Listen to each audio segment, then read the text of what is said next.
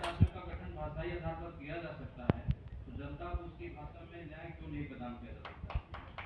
भारतीय भाषा अभियान का यही उद्देश्य है कि भारत में भारतीय भाषाओं में काम हो, ताकि जो हमारे वादी प्रतिवादी हैं वो अपनी भाषा में अपनी बात को न्यायालय के सामने रख पाएं और उनको उनकी भाषा में न्याय मिल तीसरी पाए। बड़ी भाषा हिंदी है, तब भी इनको दूर किया जाता है, अंग्रेजी को थोपा जाता है। लोगों को, जनता को पता नहीं अंग्रेजी, जबरदस्ती उनको कहता है कि नहीं तुम सीखो, जनता को अंग्रेजी सीखो। हमें भाई अपने भाषा पे गर्व है। इस वक्त मैं हमें मौजूद हिंदी हूँ पे दिल्ली गर्व के साकेत कोर्ट में और आपको बता दें आज साकेत कोर्ट के परिसर में आज भारतीय अभियान भाषा शुरू किया गया है। इसी मुद्दे पे सीधा जुड़ते हैं एडवोकेट से और जानते हैं। तो सर क्या नाम है आपका? मैं राघवेंद्र शुक्ला। तो सर क्या मतलब भारतीय भाषा अभियान के लेकर क्या कहना चाहेंगे, किस तरीके से इसको योजना को आगे बढ़ाया जाए? भारतीय भाषा अभियान मूलतः न्यायालयों में भारतीय भाषाओं में काम हो इसके लिए स्थापित किया गया है। इसके लिए पूरे भारतवर्ष में जितने भी न्यायालय हैं, सर्वोच्च न्यायालय, सभी राज्यों के उच्च न्यायालय और जितने भी डिस्ट्रिक्ट कोर्ट्स हैं और जितने भी तहसील इकाइयाँ हैं, लगभग हर जगह हम भारतीय भाषाओं में काम करें, इसके लिए हम लोग काम कर रहे हैं। लेकिन सर बोल रहे कि आज बहुत सारे लोगों को मतलब इंग्लिश भाषा नहीं आती है, लेकिन कहीं ना कहीं वो मतलब बैरिकेड मानते हैं कि अपनी सक्सेस को लेके क्या कहना चाहेंगे? निश्चित रूप से आप सही कह रही हैं कि भारतीय भाषा अभियान का जो मूल उद्देश्य है, जनता को जनता की भाषा में न्याय मिले।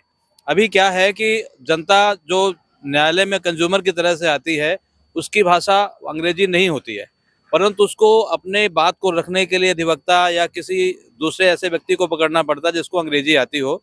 इस वजह से वो जो मूल बात कहना चाह रहा है न्यायालय के सामने, वो नहीं कह पाता है। तो भारतीय भाषा अभियान का यही उद्देश्य है कि भारत में भारतीय भाषाओं में काम हो, ताकि जो हमारे वादी प्रतिवादी हैं वो अपनी भाषा में अपनी बात को न्यायालय के सामने रख पाएं और उनको उनकी भाषा में न्याय मिल पाए। मतलब पहले भारत के आजादी मिलने से पहले लोगों को अंग्रेजी इसलिए सिखाई जाती थी क्योंकि उनको गुलाम बनाया जाए, लेकिन आज लोग खुद ही मतलब अंग्रेजी को प्राथमिकता दे रहे हैं। कहीं ना कहीं हमारा देश आजाद हो गया, लेकिन आज भी कहीं ना कहीं देख रहे हो गुलाम ही है। जी, निश्चित रूप से एक कहते हैं कि अंग्रेजी का भ्रमजाल, एक अंग्रेजी का भ्रमजाल है जो लोगों को भ्रमित करके रखा हुआ है उसने। लोगों को लगता है कि अगर हम अंग्रेजी जानेंगे तो हमें सारा कुछ अपनी बातें रख पाएंगे, अपना हम तरक्की कर पाएंगे। लेकिन अंग्रेजों ने जो अंग्रेजी का हमारे ऊपर थोपी है, वो हमें इसलिए रखी ताकि हम गुलाम के गुलाम बने रहें। अब लोगों ने समझ लिया इस बात को और भारतीय भाषाओं में काम करना शुरू कर दिया है। अभी हमारे न्यायालयों में भारतीय भाषाओं में काम नहीं होता था, वो केवल 15 वर्षों के लिए था कि अंग्रेजी में काम होगा, लेकिन वो चला आ रहा था। लेकिन भारतीय भाषा अभियान ने बीड़ा उठाया है कि न्यायालयों में भी भारतीय भाषाओं में काम हो, ताकि इस दिशा में भी अच्छी तरीके से न्याय व्यवस्था हम लोग कायम करवा पाएं और लोगों को असली मायने में न्याय मिल पाए। लेकिन आज बहुत सारे लोग मतलब अंग्रेजी भाषा को बोलते समय सोचते हैं कि हमें प्राउड महसूस हो रहा है, लेकिन हिंदी भाषा को बोलते हैं उनको मतलब शर्म सी आती है। अब वो समय बदल रहा है। पहले एक समय जरूर था कि लोग अंग्रेजी को सोचते थे कि अगर अंग्रेजी आ रही तो हमें सब कुछ आ रहा है, पर ऐसा नहीं है। अब लोगों को लग गया है कि नहीं, हमारी भाषाएं जो है हमारा स्वाभिमान है। अगर अपनी भाषा में हम लोग बोलते हैं तो वो अब लोग उसको मानने लगे हैं और एक समय अब आ गया है कि निश्चित रूप से भारतीय भाषाओं को लोग प्राथमिकता देने लग गए हैं।